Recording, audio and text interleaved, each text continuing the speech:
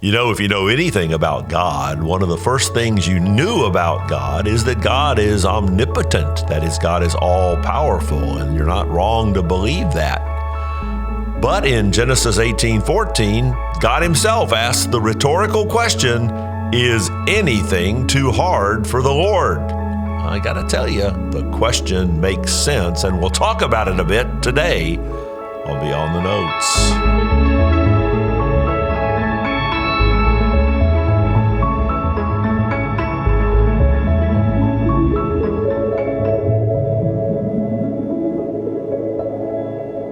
It's sort of classic Beyond the Notes.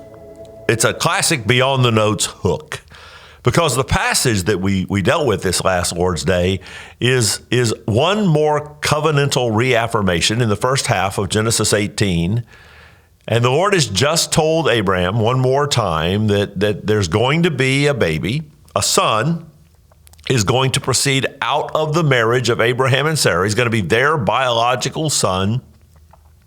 Though Sarah at this time is 90 and Abraham is 100.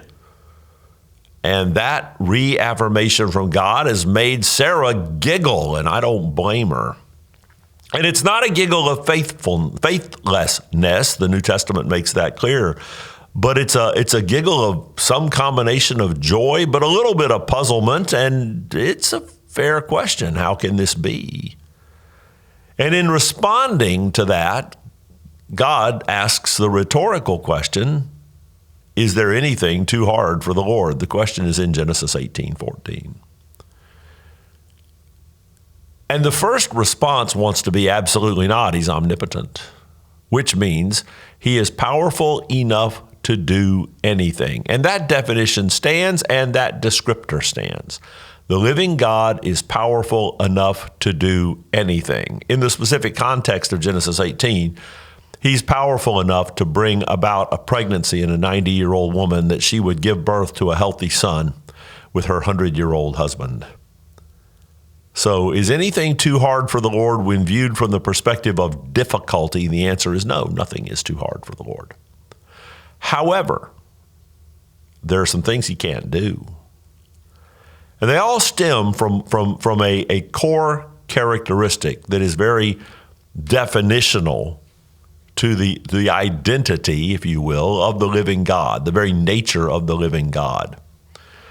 2 Timothy 2:13 says it like this: he cannot deny himself. And that's a perfect way to encapsulate the notion, to put it in slightly expanded language, maybe to give you a handle for it. God cannot act in a way that is not God-ish.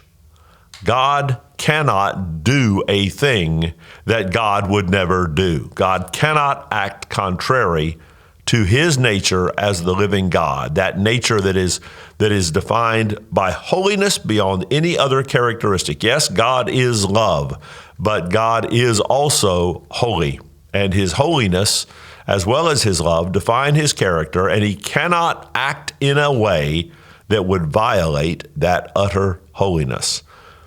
Again, 2 Timothy 2:13, he cannot deny himself. Fascinatingly, it doesn't say he will not deny himself, because like all other things and beings, God is constrained by his nature. God cannot do that which is not in the nature of God. He cannot deny himself, which a few other cannots fall out of that. Titus 1:2 says he cannot lie. Again, Titus 1:2 doesn't say, wow, he's really honest. In fact, he's so honest he won't lie. No, it says it more strongly than that. The living God cannot lie. Again, he is constrained by his being who he is. Who he is.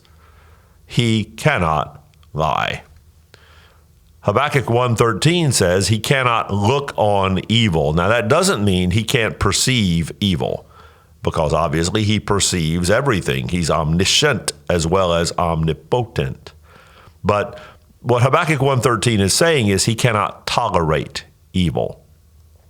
Now that's really, really important, and in a sort of a shorthand way, that can help us understand why the atoning sacrifice of Christ is necessary.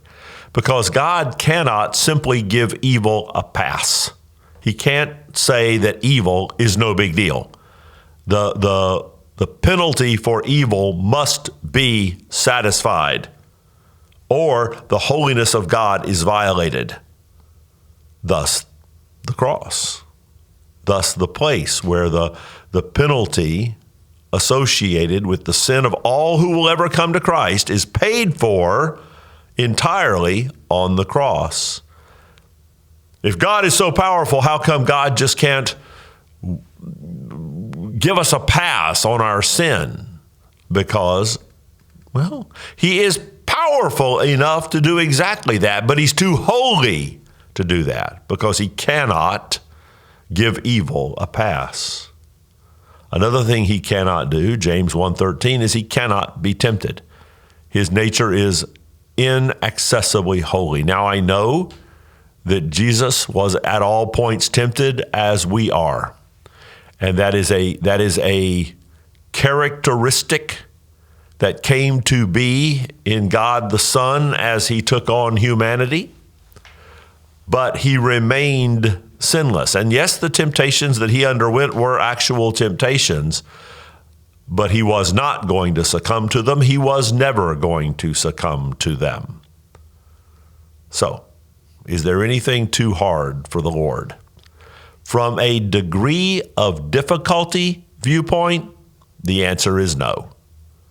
From a constrained by his nature standpoint, he cannot deny himself or behave in any way that isn't God-ish, because his character is absolutely and immutably holy. I hope by now that you're sharing the podcast. I hope you're enjoying it, that it's edifying to you. And we look forward to being with you on this program and all the other programs on the McGregor podcast channels, because we love taking you out beyond the notes.